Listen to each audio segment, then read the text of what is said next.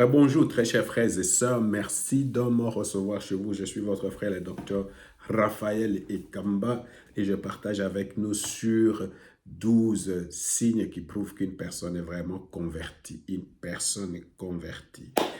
Ça, c'est très important, hein.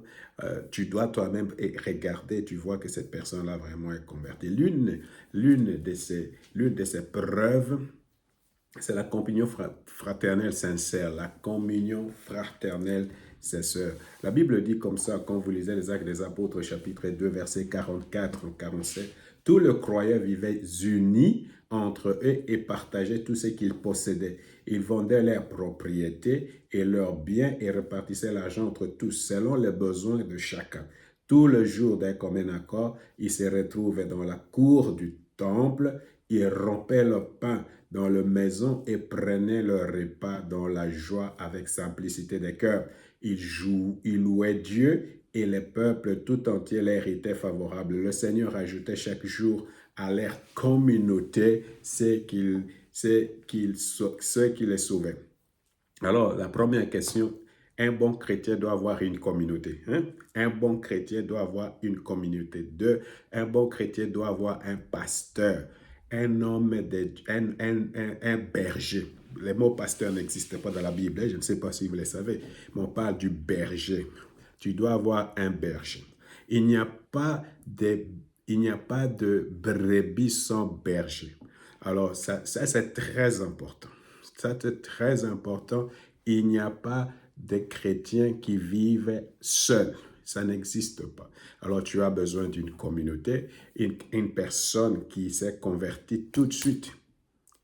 Ce sont des personnes qui viennent dans l'église, ils sont membres de la communauté, ils sont dans l'amour fraternel, ils pratiquent l'amour fraternel.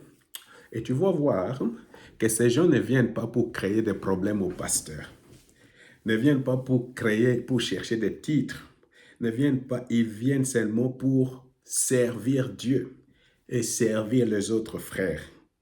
Mais quand tu vois les gens viennent chercher des positionnements, des gens viennent chercher le pastorat, telle ou telle autre chose, ils commencent même à lutter avec le pasteur. Ce sont des gens, pour moi, ce ne sont pas des gens encore convertis.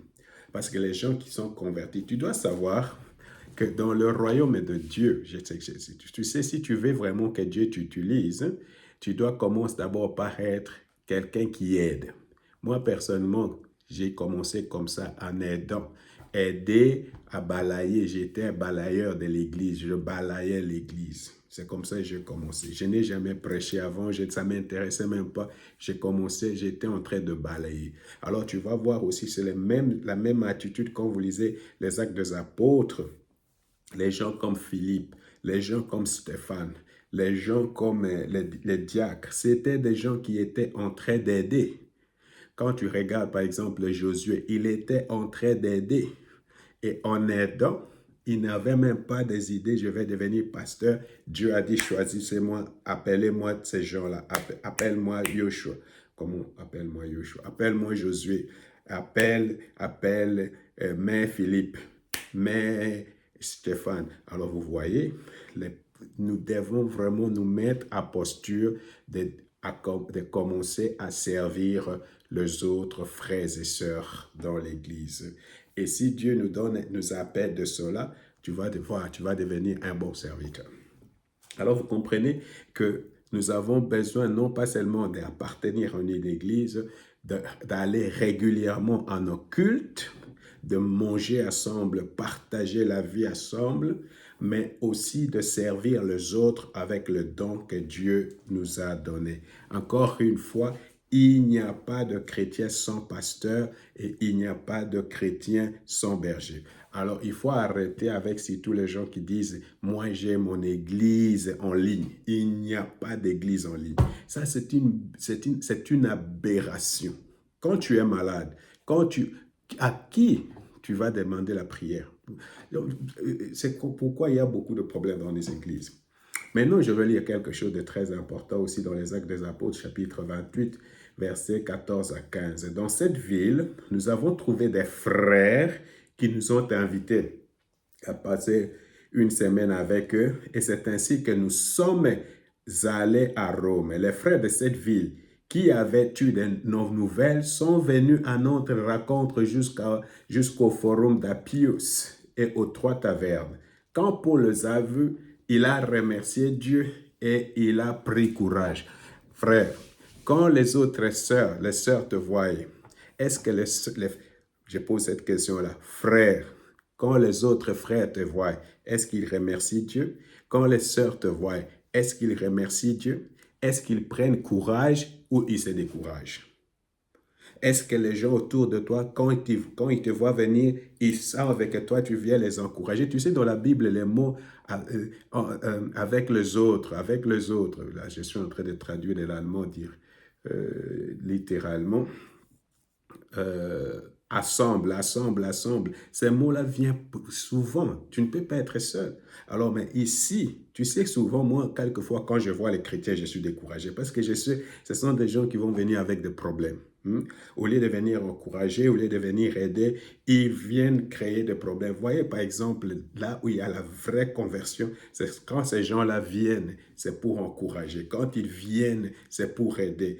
Et quand tu partes, tu commences même à remercier Dieu. Tu dois être un frère comme ça, tu dois être une sœur comme ça. Tu ne dois pas être un frère et une sœur que quand on te voit, tout le monde est découragé.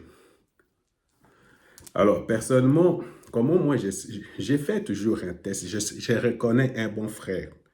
Je le reconnais comment? Je vais vous montrer ce texte et tu dois les remettre. Est-ce que toi, tu as le Saint-Esprit? Voilà le test. Comment tu sauras que ça, c'est un bon frère, ça, c'est une bonne sœur, ça, c'est faux.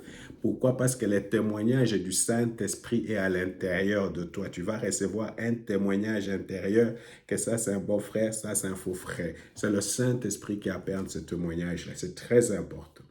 Alors, je vais lire dans Luc, chapitre 40, versets 40 à 44. Elle a tranché Zacharie et salua Élisabeth. Au moment où celle-ci attendait la salutation de Marie, elle sentit son enfant remuer en elle. Elle fut remplie du Saint-Esprit et s'écria d'une voix forte, « Tu es bénie plus que toutes les femmes, et l'enfant que tu portes est béni. Comment ai-je mérité l'honneur que la mère de mon Seigneur vienne me voir? Car vois-tu, au moment même où j'étais attendu me saluer, au moment de la salutation, mon enfant a bondi de joie dedans de moi. » Alors, comment moi je reconnais que ça c'est une bonne sœur, ça c'est un bon frère? Comment je reconnais cela? Là, le Saint-Esprit va bondir à moi. Je vais sentir, il y a une connexion, pas au niveau de la vue, pas au niveau, mais au niveau de l'esprit. Ton esprit et mon esprit vont se connecter.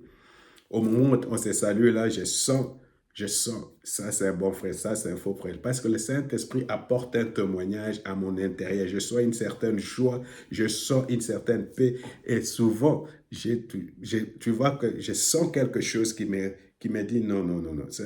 Tu comprends? Alors c'est comme ça que nous on reconnaît. Tu dois recevoir un témoignage du Saint-Esprit. N'oublie pas, Romains chapitre 8, verset 14 jusqu'à 16. Les enfants de Dieu, c'est fort conduit par le Saint-Esprit. Alors, si toi, tu es conduit par le Saint-Esprit, moi, je suis conduit par le Saint-Esprit, le Saint-Esprit va faire quoi? Va nous connecter. Et tu vas sentir, tu vas le sentir. Et puis, le Saint-Esprit va apporter lui-même un témoignage que nous sommes à fond de Dieu. Vous comprenez?